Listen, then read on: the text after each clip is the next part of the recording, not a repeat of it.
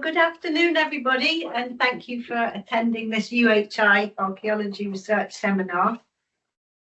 This afternoon, we are honoured to have with us Dr Colleen Batey, who is a visiting Associate Professor of the Archaeology Institute. So that's a new acquisition for us, and we're really pleased that you've decided to join us in this capacity, Colleen. So we welcome you this afternoon to speak about death and destruction, some thoughts on deliberate damage to buried weapons in Viking Age burials. So we're really excited to hear this. Thank you. Thank you very much, Jane. It's a pleasure to be here. Can you all hear me okay? I hope so. Yeah, well, we'll assume so. The rather unzappy title that I've given it is really basically gives you a clear idea of what I'm planning on talking about, which obviously is about the deliberate damaging of weapons which are placed in Viking Age burials. So the period I'm talking about is roughly about the mid-700s to about the mid-1000s, just very broadly. So the subject is very much a current topic of discussion, but it isn't a new one. And one of the things that's quite clear is that many of the pieces of information and indeed many of the considerations that I'm going to be presenting today are not items which have only just appeared on the archaeological horizon. They're things which have been in active consideration since the 1960s. And I think that it's quite important for you to realise that, because there's quite often a feeling that there are very few people in the Viking who work on Viking material who are actually engaged with anything that might be a current consideration. So I want to just be able to show you that based on that initial estimate at the start of this consideration, we've moved on considerably, and now we have a lot of information that we can look at. So the image that I've put on there is an example of one of the damaged swords, and it's from a site in Ardnamurchan in Scotland, so that's the extreme western part of Scotland. And I'll come back to look at that in some detail, because it is quite important in terms of how the weapon itself has been treated. But I want to just start off by thinking about the evidence that we might have to call on. And there are lots of images about Vikings. We all have images of Vikings. We can, of course, drop the horned helmets. That doesn't exist in the Viking Age. But what we also have to remember is that quite a lot of the information that we have can be derived both from literary sources, but also obviously from the archaeological record. And in this, the antiquarian archaeological record plays quite a substantial role. So what I want to do is to think a little bit about the nature of burials and the inclusions within those burials, in addition to the individual who's represented.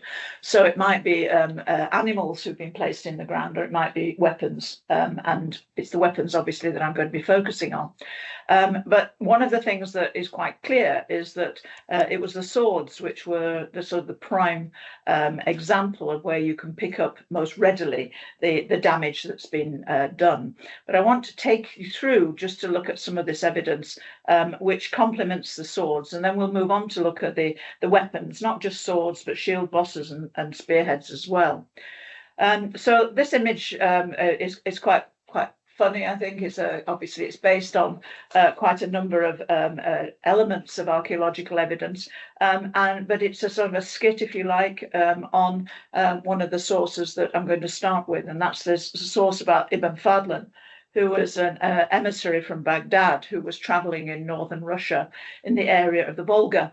And when he encountered a funeral of a Rus king, a Swedish Viking king. He describes in great detail what was happening. And of course, you have to remember that he came from a an Arabic background, and what he was looking at was something really very, very alien to anything that he had ever seen before. But we use it as a source that gives us an indication of some of the activities which are taking place around the burial. And I think it's this ritualization and performance aspect of the burial, which is something which is particularly interesting. So the drawing that you can see here has got all sorts of different elements. I'm not going to unpack it for you, but simply so you can see there's obviously somebody there with no clothes on at the front there. And here we can start to get an insight into to some of the activities. I'll talk about that in a minute. So we've got some dead animals. We've got some people who are quite clearly having a party on the boat, and a lot of things happening. I love the idea of the guys in the centre there with their swords and their shield bosses. They look like some kind of male voice choir. But basically, there's a lot of noise. There's a lot of activity taking place, and archaeology, of course, only gives us a rare insight into some elements of that. The rest of it, you have to sort of work out what it might be interpreting, or how you might interpret it. So one of the things that I want to start with was just by looking just at a tiny, tiny fragment of a manuscript. And I know you're all completely capable of reading that, but it gives us some quite interesting different elements. It's dated to about 920, and as I said, it's from the northern Russian lands. And the description of a dead chieftain put into a temporary grave, covered for 10 days until they'd sewn new clothes for him. One of his thrall women volunteered to join him in the afterlife, volunteered, I think, in inverted commas, and she was guarded day and night, being given a great amount of intoxicating drinks while she sang happily. So she's waiting to die, basically. So she's waiting to die and be an offering with her master. So when the time had arrived for cremation, they pulled his longship ashore, put it on a platform of wood. They made a bed for the dead chieftain on the ship, and an old woman, referred to as the Angel of Death, put cushions on the bed. She was responsible for the ritual, and that's an important element. We'll come back to that. Then they disinterred the chieftain and gave him his new clothes, and in his grave he received intoxicating drinks, fruits, and a stringed instrument. The chieftain was put into his bed with all his weapons and grave offerings around him. Then they had 2 horses run themselves sweaty, cut them into pieces, and threw the meat into the ship. And then finally they sacrificed a hen and a cock. So just in that one paragraph, we've got various elements which give us a little bit of an insight into how we might interpret some aspects of recovered archaeological data. A lot of those things don't show up in the archaeological record, if you think about it. I mean, most of those. We can assume that they must have been drunk when they were doing these things, and we can assume that, but without much evidence, apart from the odd drinking vessel. We can work out whether there were cushions on the bed. We can find that, and we do find that. And we can refer to the clothing aspects, which we can see, and any inclusions such as fruit, which we have, and stringed instruments. All these things we can start to look at and identify in the archaeological record. And this means that not only modern scholarship, but also antiquarian scholarship can be brought into the discussion. And so it's the importance of the re-examination, if you like, of the of antiquarian records, which gives us a very, very important steer in many of these things. But of course, it's modern technology, modern investigation, modern conservation, which gives us a bit more evidence, and a lot more evidence and proof, if you like. So this Ibn Fadlan story is something which we use potentially a little uncritically, but one which can help us understand quite a few of the very substantial burials that have been discovered. Because the best burials, by and large, the major ship burials, tend to be in Scandinavia. And one of the best examples, the nearest one that we can think of in relation to the descriptions of Ibn Fadlan, of course, is the Oseberg ship. And this is the ship here, shortly to be in the newly opened Viking Ship Museum in Oslo. It's an amazing vessel. It survives remarkably well, as you can see. And it included 2 individuals. And as you can see, the younger of those we now know was brought up in the Black Sea region. So that's quite an interesting thing. But she was brought from that area, probably as a slave, perhaps as a maidservant, and she died with her mistress. So we've already connected slightly with this notion of suti and the deliberate sacrifice of individuals. Okay, now within the rest of that burial, there were vast numbers of fantastic objects, and several of these, including things like sledges and carts and beds, the tapestries, which I'll show you some pictures of in a moment. All these things survive. We're lucky they survive because they are essentially organic elements.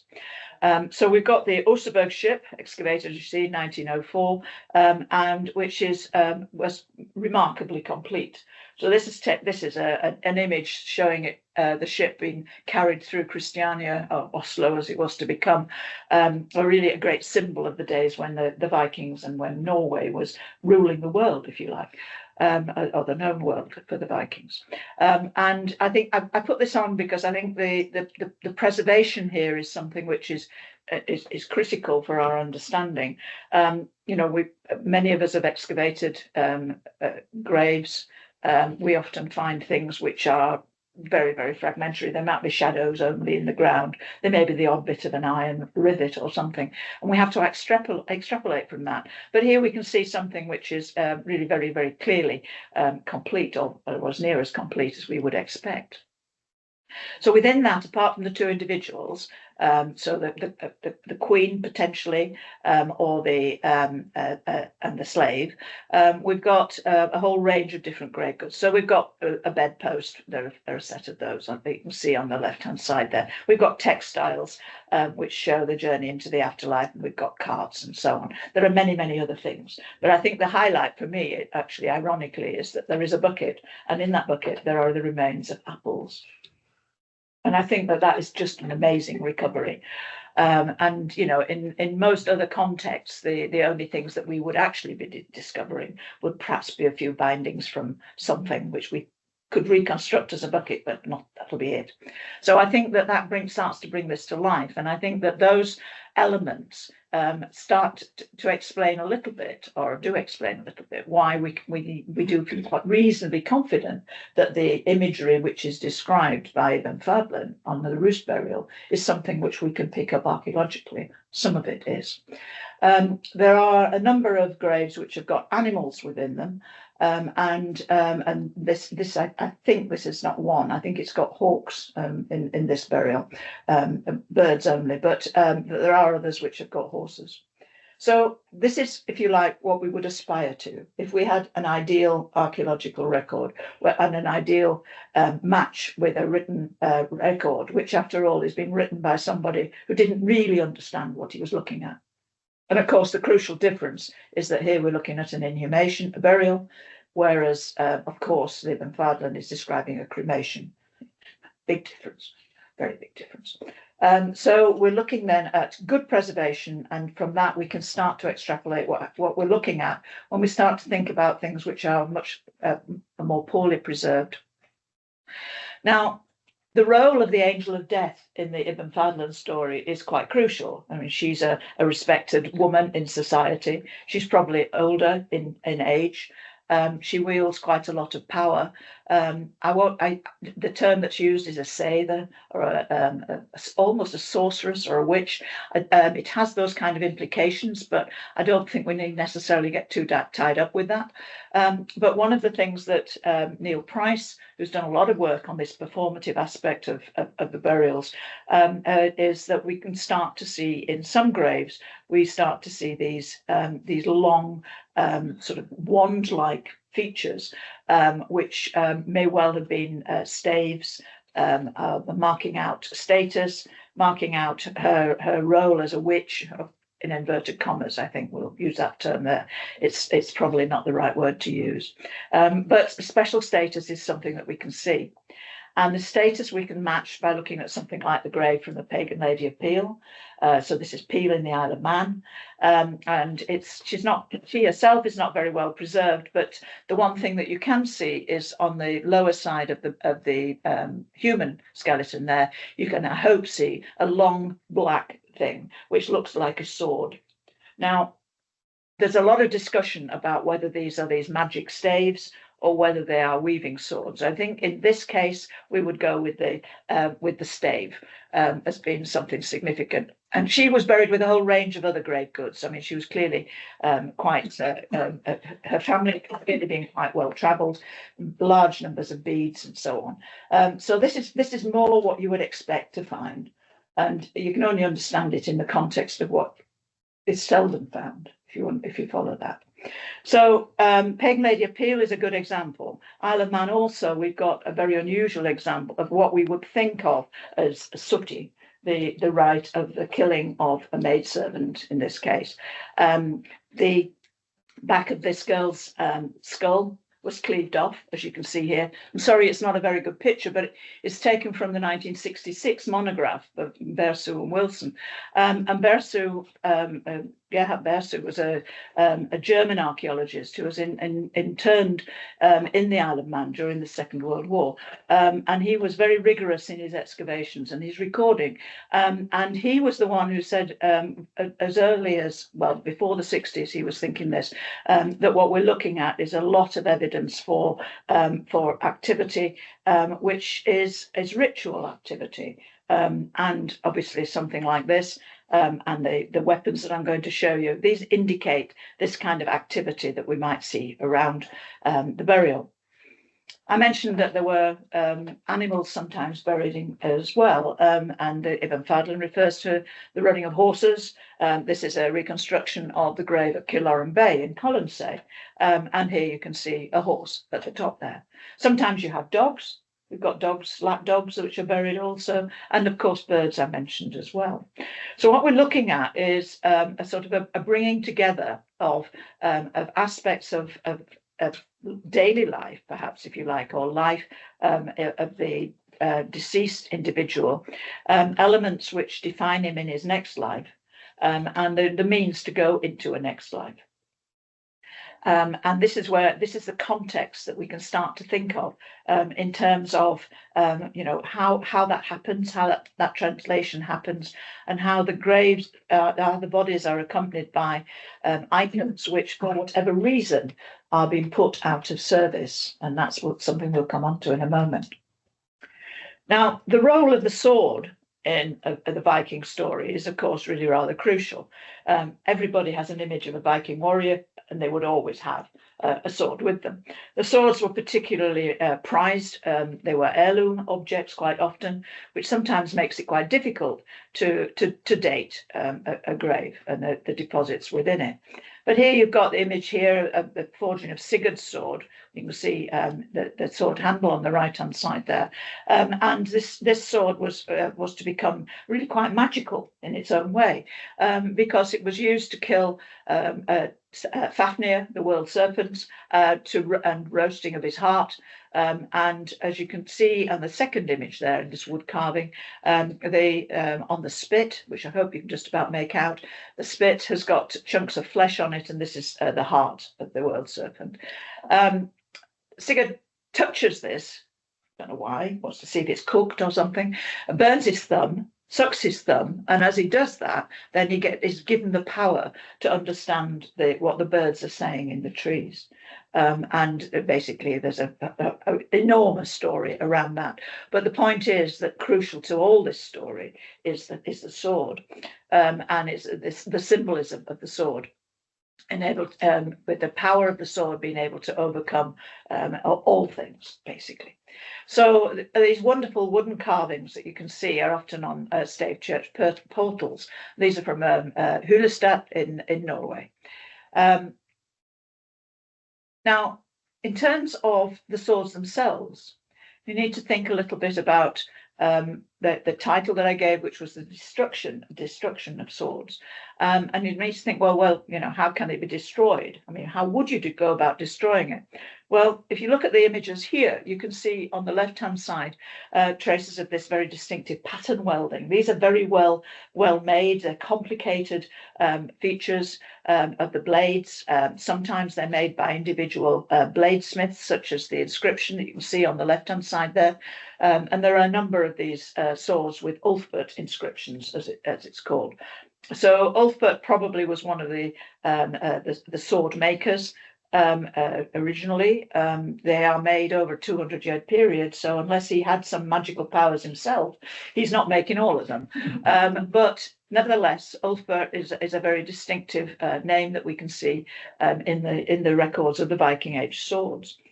Now, many of the swords are made in the Rhineland area. There aren't so many made within Scandinavia, as far as we know, but they are very, very tough. They are they're very good at cutting. Of course they are. That's what they're thrusting, use for thrust. That's something that's very important. But they are, because of the blade and the makeup of the blade, in this case pattern welded, not always quite pattern welded, but it makes them very tough.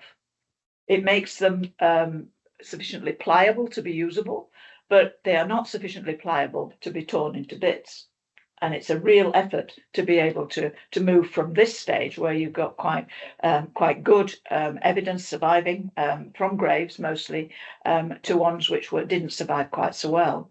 And the example on the right-hand side, which is another pattern welded example from Scandinavia, is missing its tip. And that reminds me basically to say that just because something is missing doesn't mean that it was actually deliberately broken. Sometimes it can be a result of archaeological recovery. It can be a result of not all items being, not all parts of the sword being recovered, items which perhaps have been misconstrued in the archaeological assemblage as perhaps scrap or anything really. So just because it's an incomplete weapon doesn't necessarily mean that it's been destroyed in any kind of ritual. But there are others which are quite clearly deliberately destroyed, and we'll look at one or two of those in a moment. So a clearer signature here, the Ulfber swords, and these are obviously complete. Sometimes they have a runnel, as you can see on the bottom illustration there, which allows the blood to run down quite well. I think that's quite a nice feature of a Viking sword. And often they are to be found within scabbards, organic scabbards, and they are often lined with sheepskin. And sheepskin's great because it's lanolin, and also because it stops the blood rust damaging the blade. So as you pull it out, it wipes it clean. I think that's kind of cool, really. Now, the idea of the breaking of swords and the damaging of swords, and I will start with swords and move on to different other aspects of the graves, but of the finds. But here you can see this is a fragmentary sword. It's lost its blade, the lower part of its blade. It does actually look as if somebody's kind of just drawn only part of it and then framed it, but actually it is a clear cut break. It's also lost the top part of its handle, the pommel, which would normally be a sort of a trilobate form, and it's missing in this case. This is an example from Iceland. There are many examples from Iceland as well, as you'd expect, and in fact throughout the whole of the Viking diaspora, whether you're looking at, shall we say, Kiev, the Black Sea, all the way over to Iceland, and any points in between in the Viking world there. We don't tend to get them in Greenland or in North America and Canada, simply because those are later establishments. Here we're looking at Viking Age proper, if you like, which would take us through into the early 1000s or so. So this is what I mean by a deliberately destroyed weapon. There's no ambiguity about the message there. I mean, this is something which has been deliberately put out of action. There are many examples. These, of course, are nice examples. I've picked out some of the better ones, but these are from Sweden. But there are lots of examples in Norway too. And you can see, if you take the left-hand one, obviously it's almost been wound around something larger to make it curve like that. But this is a very strong blade. This is an awful lot of effort has gone into that, putting that out of action. And also it's lost the top part of its pommel, again, this trilobate form. So it's an incomplete should I say, it's a complete sword, virtually, apart from its pommel, but it is definitely no longer usable. So it's been put out of action, it's been put out of use. And that's very similar to quite a few other aspects in the Viking assemblages that we find, where they've been put out of action, they're put out of circulation. So this is in a burial, obviously it can't be reused. It's not, the individual buried is not going to come back and kill you by sword. At least it might strangle you, but it's not going to kill you with a sword. But it's the similar kind of agenda that we see with the silver hoards in the Viking Age, where you've got that silver is put out of action and not, in that case, not recovered. So it's out of circulation. It's no longer in use. And actually, I don't know that would be terribly much use in the afterlife either. The one on the right-hand side, very, very similar, as you can see. So these are statements of intent. And you to think about what's happened to get it to that stage. Obviously, you need a lot of activity to actually realign the blade. That's the nicest way I can put it. But you also have to think that, it's a deliberate act. And there may well have been performative elements associated with this deliberate act. We can't know that, but we can only suggest it. Other examples you can see here, the top one of my favourite ones, this is, I think, one of the Swedish ones. There you can see that the pommel is complete, the top is complete, and the blade is just an S shape. But you get the idea. This is deliberate destruction, absolutely deliberate.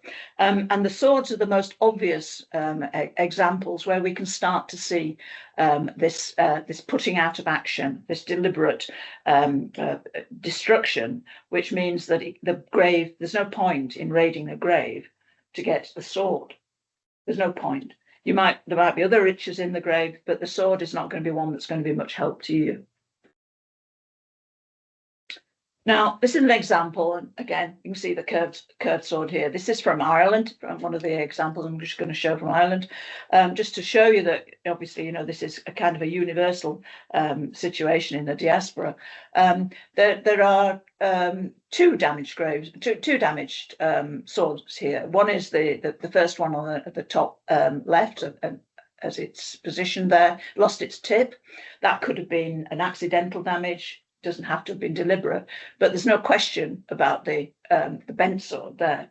And I remember very well, and I probably take this memory to my grave, because I remember showing this image to a group of 7-year-olds at a school and asking, anybody any ideas why this sword was bent? And I wasn't sure what answers I was going to get, but I think the best one of all was from the little boy at the front who had his hand up in the air very, very enthusiastically, and he said, "Well, it's obvious, isn't it?" And I thought, very obvious. And I said, "Well, you tell me why it's so obvious." He said, "Well, you can stand around the corner and you can stab somebody." And I thought that was probably the best explanation, really. Somebody more cynical might say, "Well, they bent it so it would fit on the illustration." But anyway, you get the idea. The point is that this kind of feature is remarkably common when you come to look at it. The bending is very, very, very obvious, but the breaking of the swords is less obvious.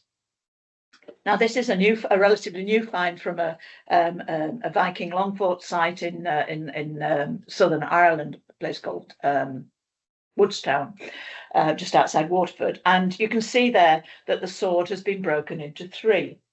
Now, a colleague from Glasgow, Stephen Harrison, who published this, has made the point that these 3 pieces were actually fastened together in a parcel. So they were not found in the ground like that. They were all fastened together, one on top of the other, and wrapped together. So the breaking up into 3 parts is something which is actually quite interesting. Whether it was, well, it's a deliberate destruction, obviously, but the story behind why it was broken into 3 is something which is still rather a mystery to us, because there are a number of examples we can see now from looking at more recent excavations where this sort of division into 3 is something which you see. And so there must be a significance in that. I don't have the imagination to tell you what it would be. I'm certain some of my younger colleagues will have. Now, This bending of the sword again is something which is interesting. But in this context, you can see this is an example from Penrith, near Penrith, Heskett, the Forest. This is the original drawing from the excavation in 1822, and it may have been a cremation. The records are not really all that brilliant, but I draw your attention not only to the very obvious sword, and you've got the message there now, but if you look underneath that, you can see there's a spearhead which has been quite badly bent. And if you found that by itself, you might think that's an accidental damage. But here, in this context, it's with a bent sword. But it's also, if you look at the spearhead at the bottom there, you can just about make out that there is actually a fold at the tip. And that, again, is something which is quite deliberate. So effectively, what you've got in that one grave are three items, three weapons, which have been put out of action, deliberately put out of action. And I think surrounding that, we must start to imagine, the process of this burial and why that's happened and who's done that. Because of course, in burials, it's not the individual who buries themselves; it's the community, it's the family, and I think that there's a very, very clear statement here, but I think one of the most important things to check, though, if you look at this picture here, this is a redrawing which was supplied to me by Adam Parsons. And basically, you can see that the sword has been straightened out now for display, which is really, really annoying. You can see, obviously, at the top there, you've got the bent spearhead. That's fine. And then if you look at the one below that, the longer lance-shaped one, that's actually now completely missing its end. All right, so this gives you a really good example of how you should always look at the original records if you can find them. You can't always, because there we've got a different, well, it's not exactly a different story, but it's not as complete as the original. And I think this basic source criticism, looking at the material, is something which is really very, very crucial.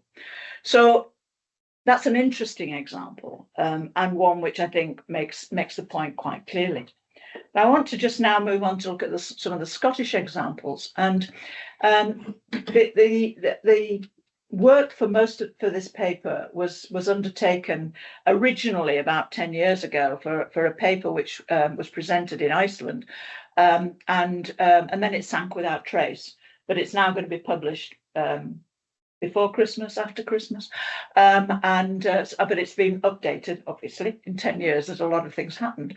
But so the images, these Scottish images are ones which relate to that paper, and I give the title of the paper at the end, so if anybody's interested to follow that up, they can do so. But examples that we can see in Scotland, examples we know of in Scotland, are indicated on the map here. So there's a number in Orkney. There's Balnakeil on the north coast in Sutherland, and then there's some down the west coast, as you can see. And the nature of these damages is variable, and it's not, of course, just swords. But I want to just draw your attention to the one on the image on the right-hand side. This is an antiquarian drawing, and there is also a shield boss that goes with this, and I'll look at the shield boss separately, which is a record from the 1800s, I think, of a grave which was found during the planting of a tree in a very big estate just to the west of Loch Lomond. The finds don't survive anymore, but the drawings do in the Society of Antiquaries of Scotland. The story for the sword is one we've rehearsed already. You don't need to go through that. But it is very clearly an example of that. And I would doubt very much whether that level of damage could be the result of somebody sort of thumping a spade into the ground to recover this in at that period. I don't think that's what that is. I think that's a damaged sword of the type that we've seen. So this is from Loch Lomond. And actually it was the recovery of this and then the major excavations adjacent to it, which were undertaken by Gard at Glasgow, which discovered a big pagan cemetery from the Viking Age, which is the only example we've got actually of a newly excavated pagan cemetery. a more recently excavated one, and it's in lowland Scotland, in fact, in what we would call the Central Belt, so the area between Glasgow and Edinburgh. So this is, quite south for that, but it's a good example, but it doesn't sit by itself. Now, we'll come back to look at the shield boss, because the shield bosses are a different story. But here we can see an example of excavation of the Ardnamurchan sword. And it's it's an excavation shot. I mean, nothing else to say really. But effectively, it was only through the post-excavation process, after this sword had been lifted, that they started to realise that, in fact, there was something rather wrong with this sword. Wrong, in other words, it was bent and incomplete. And that is something which actually came out of the post-excavation process. So here we've got colleagues from Leicester and Manchester University excavating the boat grave at Swaddle Bay in Ardnamurchan. And this has been published, partially published. There's a summary published in 2023. But there's also an antiquity article. And the antiquity article is very preliminary, and it's one which probably we shouldn't have written, I would say, at that stage, because it was before conservation work had been undertaken. And it's a very good example of how people are rushed into publication before the work's actually completed. It's a big issue today. So here we've got the excavation of this sword. It's a beautiful sword when it's being conserved. This is the hilt, obviously. How gorgeous is that? I mean, that's copper alloy and silver and yellow work, and survived remarkably well. What's survived less well, and this is the first image that I used in the presentation, is the blade. The blade looks complete, virtually complete. It's got a big break in it, and there's a break in the hilt as well, as you can see, but it's missing its tip. So you can imagine when this was published in the antiquity article, it was published as a bent sword. And the reason it was considered to be bent is because, as you can see on the drawing, it has a sort of an extra layer of iron. And before conservation, that really looked like a kink in the blade. Following conservation and detailed work by Alan Braby on this drawing here, you can see quite clearly that what actually has happened is that the tip has been broken off.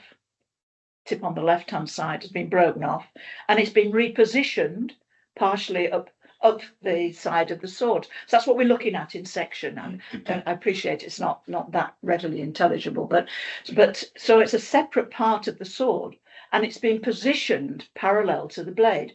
And then the whole lot has been put back in the scabbard. And that's exactly as the situation with the breaking of the sword, putting back into the scabbard. It's exactly the situation that we can see also at Scar in Orkney, the burial there.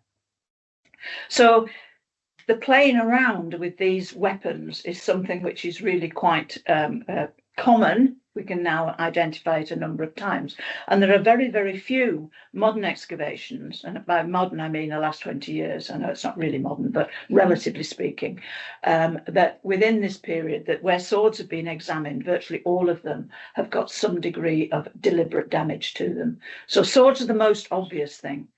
But I want to move on now to just think a little bit about shield bosses and other weaponry, because here we've got, this is an example, again, this is actually from Ardnamurchan, from the same grave, and you can see the tripartite breaking of the spear at the bottom, which is the feature I mentioned in relation to the Irish example. Here, the top piece there is not a hat. It's actually a shield boss, the central part of the shield, and it's damaged, yes, but it's not slashed, it's not cut. It's damaged, and that's probably post-depositional. But sometimes we can start to see that these shield bosses have actually been deliberately damaged. We'll come on to that in a second. One of the other elements that we can see, sorry, this slide's slightly out of order, but is that if you look at the left-hand side here, there is actually an image of the excavation. It was excavated following the recovery by a family who were having a picnic on Balnakeil Bay. And this was actually under a very, very heavy overburden of a sand dune. So it was a miraculous recovery, really. But you've got the shield boss that you can see there, undamaged. See it on the right, it's got textiles on it. But the thing that's sticking up there is the spear and the spear shaft. And the shaft has been broken. And deliberately broken. So again, that's another one of these weapons which has been put out of action. So, you know, the whole idea is that, you know, weapons don't go into the ground in a reusable state. I put this one on again, sorry, just the last one, I think, with the swords, is just because you can go and look at this. This is newly displayed in the Tampines House, and I hadn't seen this until it came on loan. And I remember I was there at the unpacking, and I just remember saying, "It's being killed." Yes, that must have sounded really inane, but it has, and the drawings never showed that particularly clearly, and it's also lost its pommel too. So go and have a look at that, and you'll see the nature of the blade, and you'll just see that it was a tough job to put that out of action, right? So this is from Piera 1, and it's on almost permanent loan. Okay, then, so the next thing to think about is the positioning of some of these swords. We're still with swords. I'm desperate to get off swords here. But we've got this example. This is from Maybach, from Papa Westray, a relatively new excavation. And it's messy because it was badly disturbed. But if you look at the left-hand side there, you can see, I hope you can make out anyway, the human the skeleton there. But I want to draw your attention particularly to the positioning of the sword, and it's clearer probably on the drawing there. You can see that the sword point is actually up at the head, and that's not in its original position, and it's also not a complete sword. It's lost its tip. Now, because of the disturbed nature of that, I think we can probably assume, and I might be wrong in this, if I'm proved wrong, it's great, that tip has been lost in the process of recovery or movement within the grave. That's a very unusual positioning for a sword. They're normally to be found at the side. It also has a shield boss, as you can see. Shield bosses are usually to be located just by the head, as indeed you can see here at Westness from Rousay. The shield boss there has got lots of slashes, and we'll come on to look at this slashing because traditionally it was described as being the result of battle injury and, you know, slashing and encountering with swords. But there's a bigger story there, I think, and it's one which, again, it's not a new agenda, but it's one which I think we can certainly recognise now. So we've got slashed shield bosses there. We've got, in this case, we've got a sword from the Westness grave there, which looks a little bit expanded around its midpoint, and basically that is currently being restudied, and I would think it's ever so likely that there might be a deliberate damage to that, and then placed back in the organic scabbard, just as we can see from scar, etc. So that's the typical kind of story that we can now recognise. And if you think of it in terms of what we started off with in Fadlan and all the damaging of objects and the individuals represented, the horses slain, etc., etc., this gives you a much better idea for the context of these kind of deliberate damages. Now, the shield boss on the left-hand side here, the Ballateer one, as you can see, I know it's not a very pretty thing, but if you look at it, you can see it's got two very clear slashes. And if you look at the caption there, this was in 1966 volume, right? So this is Bersu and Wilson. Shield boss showing two slash marks, signs of ritual killing, right? So as long ago as then, probably before that too, people were starting to assume that there was some kind of ritual associated with this. So all I'm saying is that this whole idea of the performance of around a burial is not a new idea.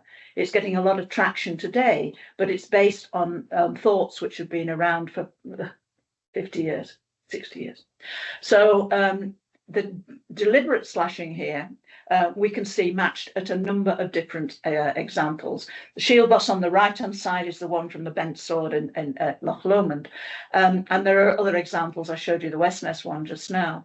And in my mind, I have a vision, and this is probably completely false, but in my mind, I would like to see a series of shields maybe laying on the ground and people going at them with axes probably, but actually I think rather on the ground rather than up against somebody. And I think that gives you this, perhaps a context for those people who I call the male voice choir. They were all standing there with their shields. It may be that the next stage for that is to put them on the ground and slash the hell out of them. So maybe. But here we've got very clear information about that. And increasingly we find that is the case. Now, this is not a very good picture. But this is one of my colleagues in Estonia with one of the more recent discoveries, which has got fantastic examples of destroyed weaponry and ritual around a very important and complex pair of boat graves. This is from Saaremaa in Estonia. And if you just look at that image there, the shield boss nearer to him has got slashes on the top. I know that's not clear, but please take my word for that. The one on the foreground where you can see another shield boss, that certainly has got slashes in it. And look at the bent weapons, the two swords that we've got there. Now, this grave is a particularly important one because it is a very early grave for the Viking Age. In fact, it's just immediately pre-Viking. The individuals represented in the boat graves, there are 40 men in one grave. They clearly have massive battle injuries, and they are all Swedish, and they're found in Estonia. So this gives us a slightly different story for the spread of the Vikings going east. So that's quite important. But the continuity of this idea of destruction is something which I think is really very important for us to remember. So here's a shot of one of the graves, the boat graves, a huge boat, as you can see, the strakes surviving very well on the right-hand side, and the individuals positioned in the grave there. Detail of that, and you can see the weapon damage on the rib bones here. But here we can see what I think is really, really significant information. On the left-hand side, the tripartite breaking of the blade, the damaging of the pommel. These are things which are recognised elsewhere. But here, uniquely, we have a feature which is not recognised elsewhere, as far as I'm aware. And that is that there are a series of these swords, one on the right-hand side there, but there are a series of these which have been thrust into the top of the mound. So here, you have an idea of a closing ceremony around that burial. And in this, the warriors who are burying their colleagues, their fellow warriors, are thrusting swords into the mound itself. Now, what story is that? I don't know. But the point is, it's a unique recovery. And if you think about it as archaeologists, that's a very difficult thing for us to normally find, because the swords would have stuck out of the ground. And it's highly unlikely that they would not survive very well. But here they've managed to pick that up.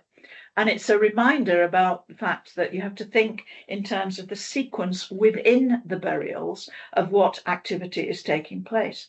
So I didn't mention it, but at Ardnamurchan burial, you've got the sword that you saw in excavation, but there are also several other objects, some of which are higher up in that grave. So that is a sequential deposition. And you might want to think of people coming to the grave during the ceremony and placing things in the grave, just as we perhaps would think of as people throwing flowers onto a coffin, something like that. And I think that gives us an insight into that. But here we've got the end process. The end process is the thrusting of the swords into the mound. The statement of I don't know what, but interesting nonetheless. So this is a very, very significant grave in this discussion, and one which will, it is published. It's just been published, and it's something which I think will take us forward a lot. So I mentioned partway through that presentation that the original paper was, it's over 10 years old, and it was focused particularly on the Scottish graves.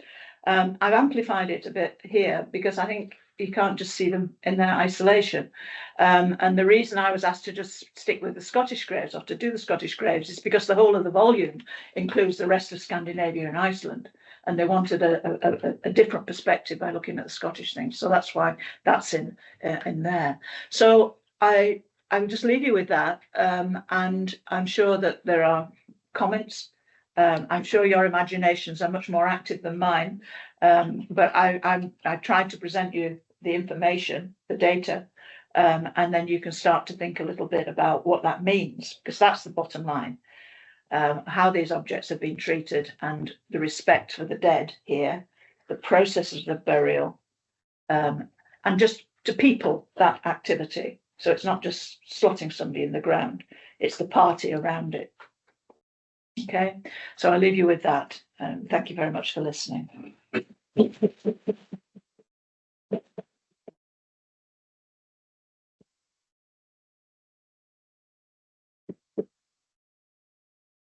If there are any questions, I'm very happy to try and answer them. Thank you, Colleen. That was fantastic. So I'm sure there will be questions. Shall we look first what's come up on the chat? Have any? Logan? Oh, that is it, is it? I don't believe. I think everybody's gone to sleep, so there is no chat. Okay, in the meantime, we'll take questions from. I think I saw a virtual hand up. Hand up. Wasn't there a hand? I saw a yellow hand come up briefly.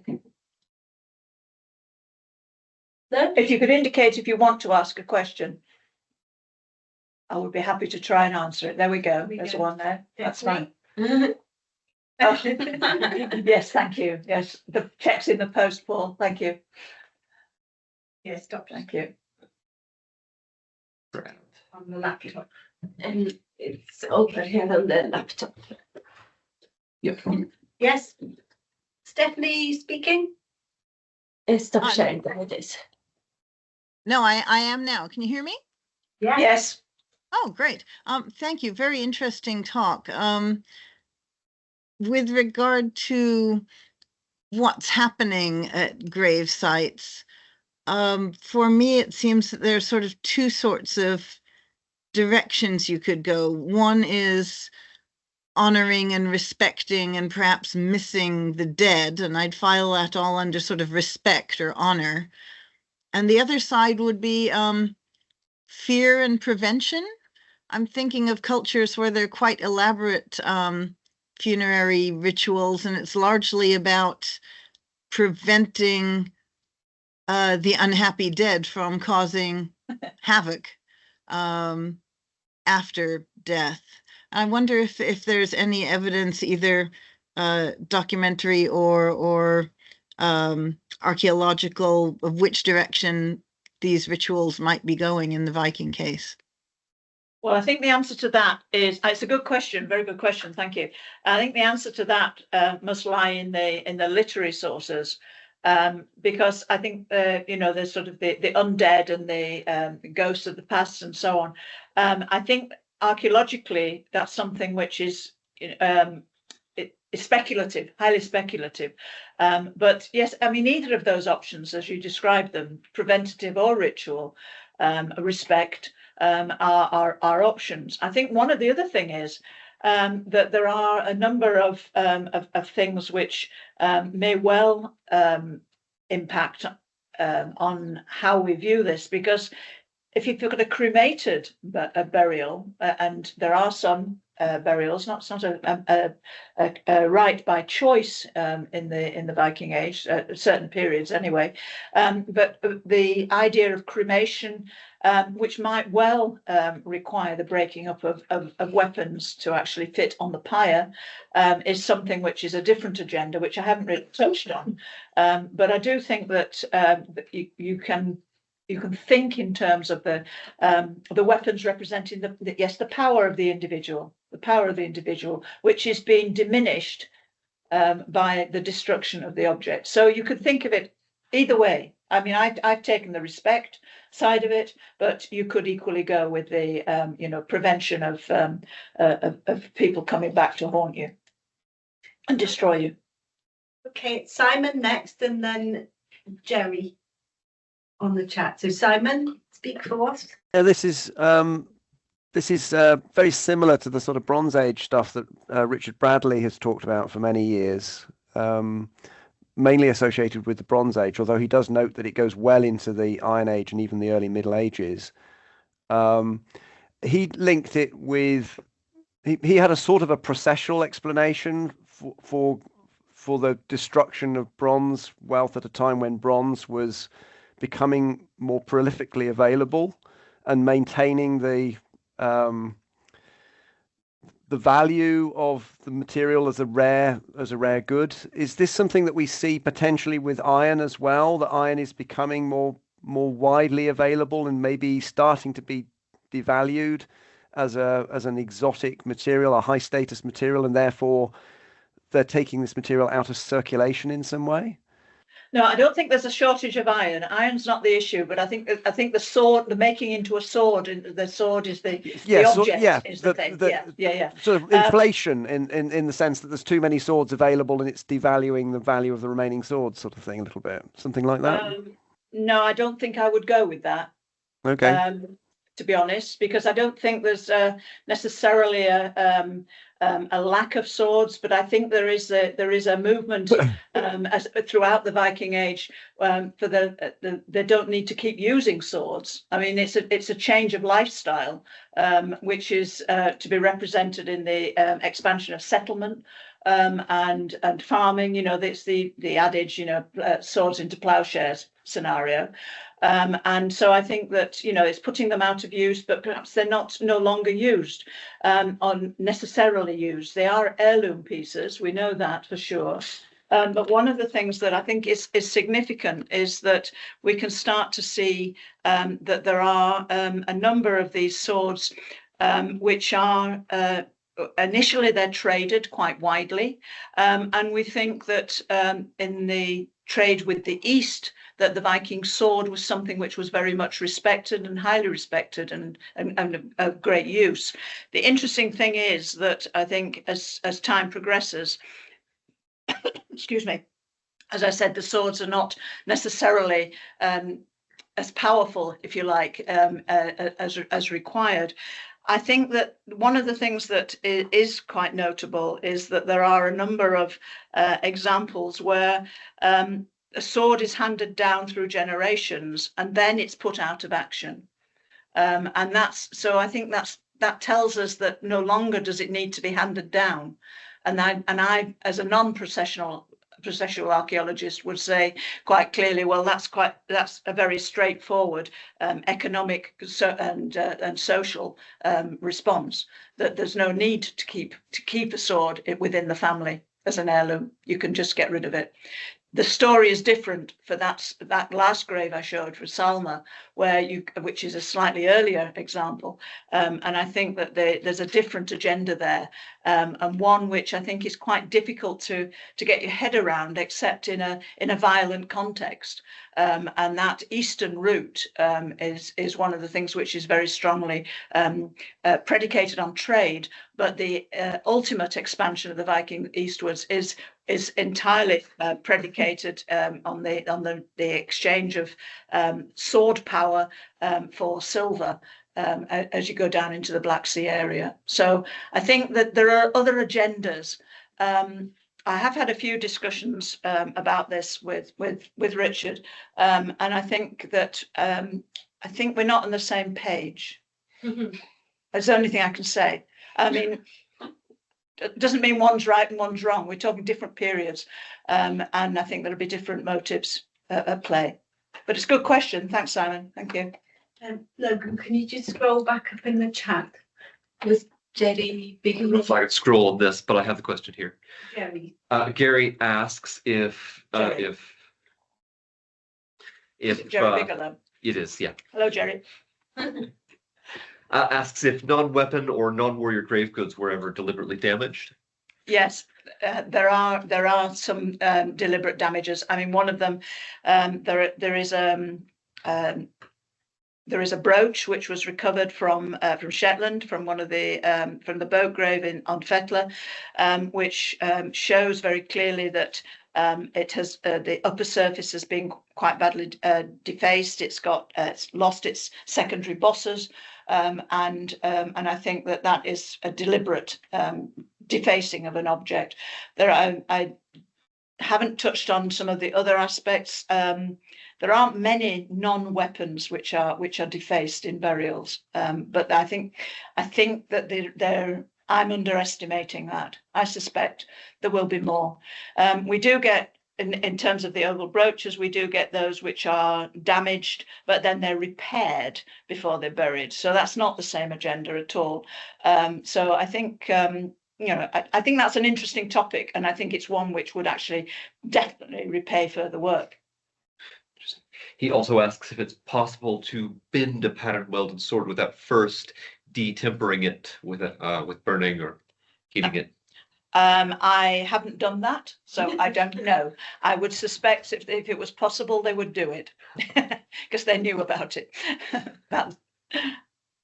And that ties to Richard Willander's question too, about whether you think heat was involved. Yes, hi Richard, hi. I do think fire must have been involved. I do genuinely, because I can't see how else it could have happened. Uh-huh.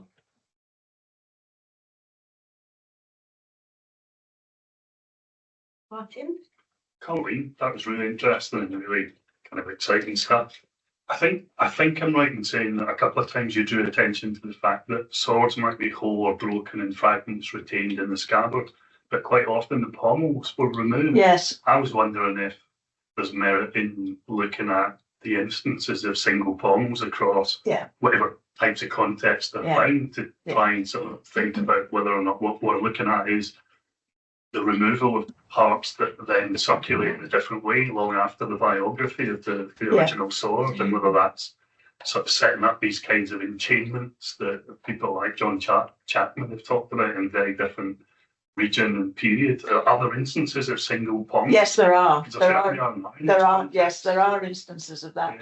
I'm not sure that there are millions of them, but I think that there are, and I certainly know that in terms of metal detector finds, if you look on past, there's a lot of individual pommels and no associations with swords. Yeah, it's interesting to characterise. It's very context. Are they coming from settlements? Are they coming from pits? Are they coming from other types of burials or whatever? Are they making a point about the ongoing components of some of these swords? I think they're not in grave contexts, generally speaking. I think I'm right in saying that. But of course, those that are metal detected finds, who knows? But there are examples. Carry on. Yeah, I was. We talked a bit earlier that maybe it was a symbol of like the breaking of power and everything. Yeah. And I was wondering if we could maybe create a relationship with other culture, like when monarch in the UK dies, there's a break of the middle of the fly. I don't know how you call it, but if that kind of could have transferred from that, or is it like if there's a relationship in other culture, or if it transferred in? Do you mean like the end of a dynasty? Yeah. And the breakup of the objects which signified that dynasty. Yeah, for want of a better phrase. Influence other cultures in that way from Viking. I'm not sure how to answer that. Okay. Well, is it a possibility, or if it's really stretching? I think it's stretching it, but it doesn't mean you shouldn't try it. Okay, fair enough. Thank you. Yeah. I wonder if future ancient DNA work in the cemeteries might help to resolve that one about the ends of dynasties and the relatedness and the kin within those cemeteries. And there's a huge amount of DNA work being done. I mean, on all periods, but there's huge projects on Viking things, looking at the movement of populations, the origins of populations, and so on. As you know, so I think that. I mean, that's possible. I don't know. I don't know on that. Okay, I think we just pick up any. Did you have a question? A little one. Okay, a little one. I was kind of thinking about the different sorts of relationships that the different elements have. So if you kind of think of the person who's dead, the death of the person basically disrupts the series of social relations that that's in. Yeah. But the swords, so they could be independent, couldn't they? They could have a genealogy in themselves, which is detached from that person. So you could be seeing two different sort of things being broken, a sort of more temporal genealogical thing, but also as the social fabric is being ripped apart. And in that respect, I just wondered about the use of fire to bend some, and presumably the hammering fracturing of others, and how that relates to perhaps to the mode of burial itself. So it's like all those different things you were talking about, like the pommels of the shields, the spears, the breaking. They're all operating almost independently, but there they all are together. Yeah, but they're united they're united by the presence in one grave and associated with one person. Right. So I think that the idea of fire and cleansing and so on, and the destruction of the swords in all the cases, except for the last one that I talked about, I think that you can see that as almost having an independent, a status. It's a status symbol as a sword, and the fact that you do get them passed down from generation is something which means that it does have its own biography, which is not necessarily matched with the individual. Except it should be a familial link, but it might not be. So there is that association. But the other items, I think, are much more readily replaced. You have to go to Rhineland mostly for a sword, and that's coming from that area there. And the swords were heavily prized for their actions, as I say, in the eastern route. But you can get an axe. You can probably get a shield boss. There are lots of different elements that are more readily available. But of course, I didn't go into typology. You'd be delighted to know. But typology has its place, but it doesn't. It causes a lot of issues. But there are lots of different forms of shield bosses. So some are made in the Irish Sea and they're pointy. Some are made in Norway and they're round. Right. Now, those don't need an awful lot of metal. They do need skill to create them. And the skill of the craftsman, the skill of the smith is something which is really, really important in Viking society, Viking Age society. So I think that, there are so many messages in the individual objects. And by lumping them all together as the finds from a Viking grave, you kind of lose that agenda. And I think it's good. It's good to pull it apart and to ask these questions. I suppose what you're doing is you're creating one assemblage out of what was originally many assemblages. Exactly. And just one little. So you pointed out to all the different swords and things which have been mangled in one way or another. How many swords do you find in graves which are in perfect condition? Oh, there are a considerable number as well. Yes, but that you might find something else damaged in those. But not every grave has got damaged weapons, and that's the crucial thing. I didn't make that clear, sorry. But not every grave has got damaged weapons, so there's something different happening. So that should make us question our assumption that all swords are a single category. Yes, well, yes. But the other thing though that is quite, and the point I was trying to make, and probably not very clearly, is though that this idea and this ritual around the destruction of weapons does spread. throughout the diaspora. So it's not that you come to another part of the Viking world, so Iceland or Scotland or wherever, and they don't do it because that bit of the ritual didn't transmit. What you've got is continuity of the ritual. So it's the homeland transferred, if you like.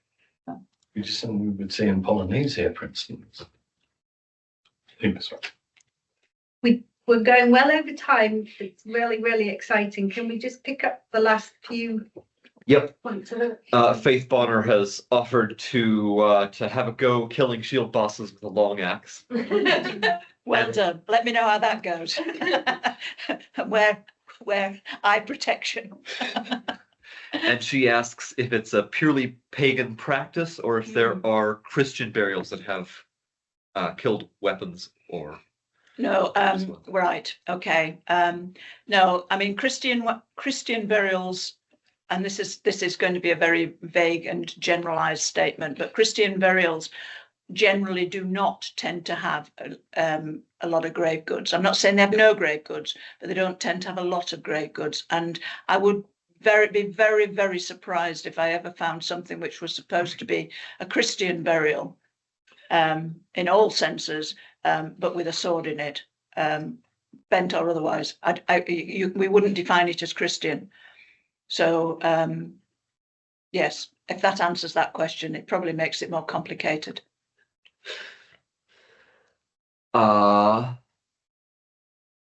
Steve Thane asks, do you think some artifacts get buried when their story has been forgotten? How would I answer that? Quite a question. It's a good question. It's a thought-provoking. I don't have an answer for that. Grand. But I think if you think about it and you come up with something, I'd be really pleased to have a discussion with you about it. Susan Thompson asks, what % of graves have damaged weapons? Well, of the ones recovered. Yeah. Right, because we've got huge numbers that are not. I can't answer that question either. And I'll tell you why. Because quite a lot of the graves that have been recovered, and there are well over 300 graves with grave goods from the Viking Age in Scotland, well over 300 in Iceland, and England somewhat less, for example. And many of those are antiquarian finds. Those which are antiquarian finds have not in all cases, in fact, in most cases, had detailed study. So what I mentioned about the, even if you just take the Ardnamurchan grave example, where on first look, it looked as if it was twisted and bent. And then when you actually did the conservation work and the re-examination of it, it was because a piece had been moved from one part of the sword and placed aside it. So we wouldn't necessarily have assumed that was a damaged thing on the initial evidence that we had. So in terms of, I would say there's probably more than we think there are, and that's the best I can come up with. Okay, there's two hands up, and Faith and Simon, they have to be nano points. Faith, quickly. Hi, I just wanted to reiterate about my question. It wasn't actually asked the way I've written it. It was this killing of weapons and shield bosses is a pagan practice. So presumably all signs of it have stopped by the time Christianity hits. So, or are there instances post-Christianity, not in Christian graves, but post-Christianity? Right. Okay. For clarification, I think the answer is highly likely to be no. There are no examples. Now, having said that, of course, as soon as you say there aren't any, of course, somebody will come up and say, well, actually, I did a PhD on that, and there are hundreds of them, and that's therefore my ignorance. But my view would be that it is very much a pagan thing, and that it is not replicated when after the time Christianity is accepted, so generally around about 1000 onwards. So I think it's limited to before that period, within that earlier period.